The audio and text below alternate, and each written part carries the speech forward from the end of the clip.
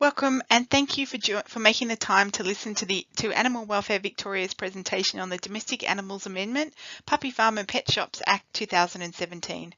My name's Tracy Marsden. I'm the Director of Pets of Animal Welfare, and joining me today is Alexandra Crummell, Manager of Domestic Animals. Alex will present the bulk of this presentation. Before commencing, I'd like to take the time to give you a quick rundown of the history of the Act. In 2015, the government committed to stamping out puppy farms, reforming pet shops and improving the traceability of online sales of dogs and cats in Victoria. On October 11, 2016, the Domestic Animals Amendment Bill was introduced into the Legislative Assembly. Quite soon after that, the bill was referred to the Economy and Infrastructure Standing Committee, who undertook an inquiry onto the likely effects of the bill. During this stage, the government heard from a number of different organisations, including Dogs Victoria, on the impact of the original bill. A further amendment bill was developed to address the inquiry recommendations and stakeholder concerns. A number of the changes that were put into the final version of the bill were as a direct result of the consultation and work the government and Dogs Victoria undertook together. On the 28th of November 2017, a further House amendment was introduced into the bill, and on the 15th of December, the amended bill passed the Legislative Council. On the 20th of December, the bill received royal assent. There is a lot of information contained in this presentation. At the end, we'll actually put up an email address on our website that will provide you with the ability to gather some more information, as well as email any questions you have directly through to us. I'll now hand over to Alex. Hi all, this is Alex. We will not cover every change that comes into effect from the Puppy Farms and Pet Shops Act. Rather, what we'll focus on is areas of the greatest interest to those online today. We're going to cover what is included within the Puppy Farms and Pet Shops Act, when the changes are coming into effect, what it means for applicable organisation members, the Commercial Dog Breeder Scheme, the Pet Exchange Register, selling or giving away a dog, and other details. There are a lot of new changes that have come or will come into effect as a result of the Puppy Farms and Pet Shops Act. Some of these will apply to you and some of these will not. The presentation won't touch on all of these changes that you'll see on your screen, but if there is anything that you're interested in that we don't cover, there is information available on our website, or you can email us. Briefly stated, the changes are designed to stop large-scale puppy farmers and break the chain between puppy farmers and pet shops. We have done this through new breeding provisions, restrictions on how pet shops can source animals, and new advertising and enforcement provisions. There are a number of changes, and if you're interested in finding out more about how the legislative changes will help deter puppy farmers, please go to our website. We've also introduced a range of schemes relating to foster carers, animal sales, bird organisations, as well as the Pet Exchange Register.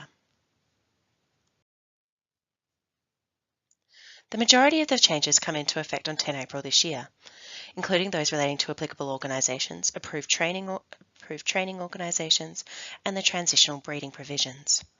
The pet shop changes commenced on 1 July this year, while the Pet Exchange Register will commence no later than 1 July 2019. The final dog breeding reforms come into effect on 10 April 2020, and from this date, dog breeding establishments will be capped at 50 fertile female dogs with ministerial approval and 10 with council approval. Applicable organisation members and the changes. So let's start with what has not changed for Dogs Victoria members. There's been no changes to the benefits of applicable organisation membership. So this means that you'll continue to receive the reduced registration rate with Council, being exempted from mandatory desexing orders, and being exempt from registering as a domestic animal breeding business if you have 10 or less fertile females. The requirement for Dogs Victoria members to abide by the Dogs Victoria Code of Practice instead of the Code of Practice for the operation of breeding and rearing businesses has not changed. We recommend that if you have 10 or near that number of fertile females, that you keep good records in terms of the purposes of keeping those dogs, be it for showing or for breeding purposes. What do the changes mean for Dogs Victoria members that breed? There's new terminology in the Domestic Animals Act. Breeding members are now known as recreational breeders. There's an increase in the number of fertile females that can be kept before needing to be registered as a domestic animal breeding business. So that increased from 9 to 10. There's a new rule that recreational breeders cannot supply pet shops, which commenced on the 1st of July 2018. Recreational breeders will be able to register as a domestic animal business, such as a boarding or a training business, whilst there are restrictions on what breeding domestic animal businesses can register as. So these are referred to as the co-registration requirements. In terms of the Pet Exchange Register, recreational breeders must self-enrol on the register, and we'll cover this in more detail later in the presentation. The Commercial Dog Breeder Scheme. If you have more than 10 relevant fertile female dogs and you wish to continue breeding at this number, you must seek commercial breeding approval from the Minister before 10 April 2020. This is regardless of whether you are a Dogs Victoria member or not. Only the Minister can approve commercial dog breeding facilities. Commercial dog breeding approval is not guaranteed, and there are certain circumstances in which the Minister may refuse a commercial dog breeding application. For example, if the proprietor has been found guilty of an offence under the relevant laws, these are the Domestic Animals Act, the Prevention of Cruelty to Animals Act 1986, or any corresponding interstate law. The Minister may also refuse an application if he or she reasonably believes that the proprietor has failed to comply with the Domestic Animals Act or the regulations. Dog numbers must be reduced if the applicant does not receive commercial dog breeding approval. A 2-year transitional period is underway at the moment. In terms of farm working dogs, it's worth highlighting that those registered with councils will not count towards your fertile female dog limit. There'll be more on that later in the presentation. If you would like information on how to apply and what happens after applying, please visit our website. The Pet Exchange Register. The Pet Exchange Register will be operational from 1 July 2019. The register will be a whole-of-state database for every person or group that is advertising a cat or a dog for sale or to give away. This includes all domestic animal businesses, including breeders and pet shops, registered foster carers, microbreeders, recreational breeders, and any other group or individual that wishes to sell or give away a cat or a dog.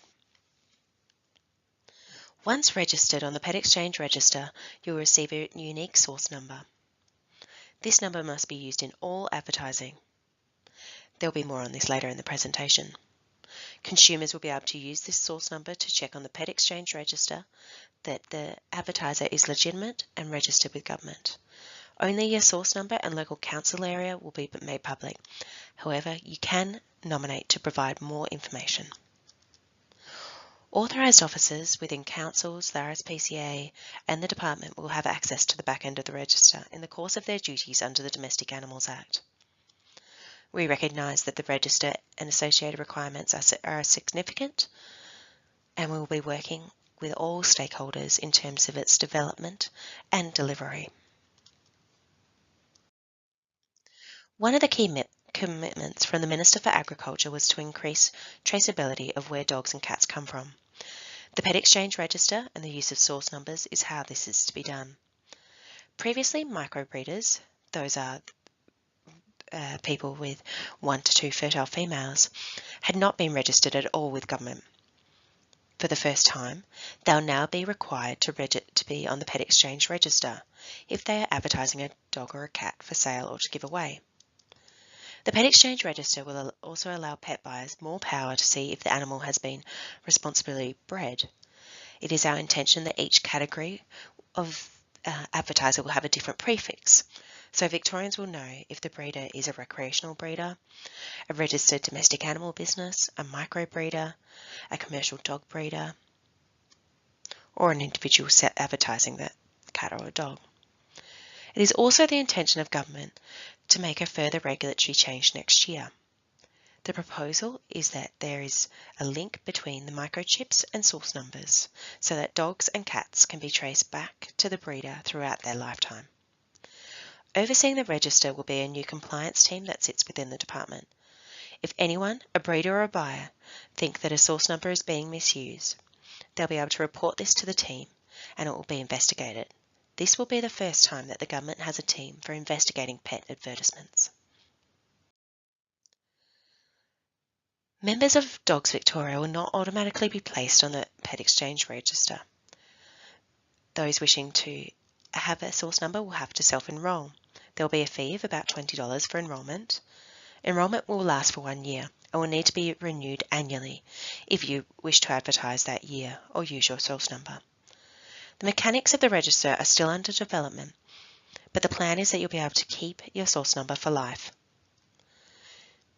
If you are enrolling as a recreational breeder, you must include your contact details, the name of the applicable organisation and membership number, the date of last inspection by your applicable organisation, details about registered cats or dogs and their litters, any relevant conviction, your local council area. Privacy is very important. We are still to start building the database and planning is underway. The Pet Exchange register will be designed to protect the data of those on the register. All information in the register will be available to authorised officers from Council, the Department and RSPCA in the course of their duties under the Domestic Animals Act. This will assist them in investigating any illegal breeding activities. It is an offence to inspect the register or attempt to inspect the register not in accordance with the Domestic Animals Act. Members of the public will only have limited access. They'll be able to see limited information to be able to see if the advertiser is legitimate and registered with business or not. When you enrol or are registered by Council, you may opt in to allow for further information to be made public. This includes adding your name, email address or telephone number. This is entirely optional. We understand that there's concerns about the privacy of your data on the register, and we are willing to hear any concerns or queries or suggestions that you may have. Please get in touch with us. Selling or giving away a dog. New advertising requirements came into effect on 10 April this year. As a recreational breeder, you have not had any change. However, if you are registered as a domestic animal business, you must include the microchip number of the animals being advertised, as well as your local council name and your domestic animal business registration number. Previously, it was either your council name or your domestic animal business registration number. From 1 July 2019, everyone must include their source number and microchip numbers of all animals that they are selling.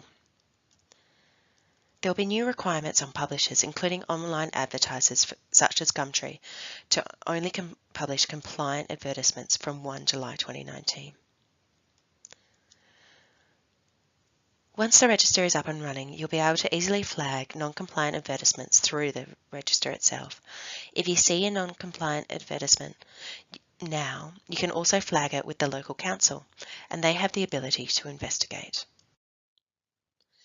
The annual sales permit scheme is designed for sellers or individual sellers or groups of sellers who want to be able to sell domestic animals outside of a registered domestic animal business, such as a pet shop or a residential property. You'll see the types of animals that may be sold with such a permit on your screen. Other details. The government continues to expect the highest welfare standards for Dogs Victoria, along with other applicable organisations, as does the public. The changes that have come into effect do not affect the status of Dogs Victoria as an applicable organisation. The requirements for applicable organisations and dog obedience training organisations are now set out in the Act, regulations and guidelines. The Act now sets out clear requirements for new applications or renewals. It also sets out, the Act and the regulations also sets out requirements in terms of having a code of ethics or equivalent that is binding on members, and that it is a requirement for organisations to enforce codes of ethics or equivalents with their members and provide sufficient communication and education to their members to promote compliance with the relevant legislation. Approvals will be capped at 3 years without renewal. In terms of dog obedience training organisations, Dogs Victoria will continue to be able to register as the umbrella dog obedience training organisation for its members.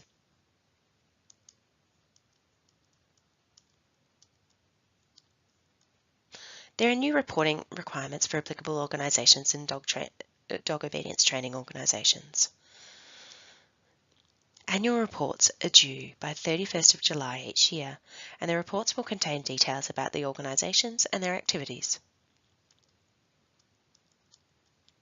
It is important to let you know that this requirement is only for the organisation and not for individual members. A farm working dog is defined as a dog usually kept on rural land by a primary producer or a person employed by a primary producer and primarily kept or trained for the purpose of droving, protecting, tending, or working stock on a farm.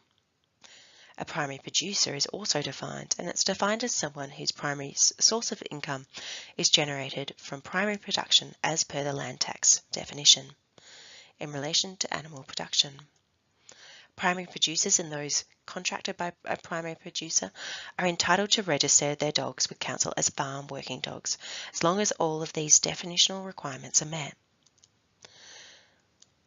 If you register your dogs as farm working dogs, your dogs will be you'll be able to receive reduced registration fees. The dogs will also not count towards your property's fertile female dog limit.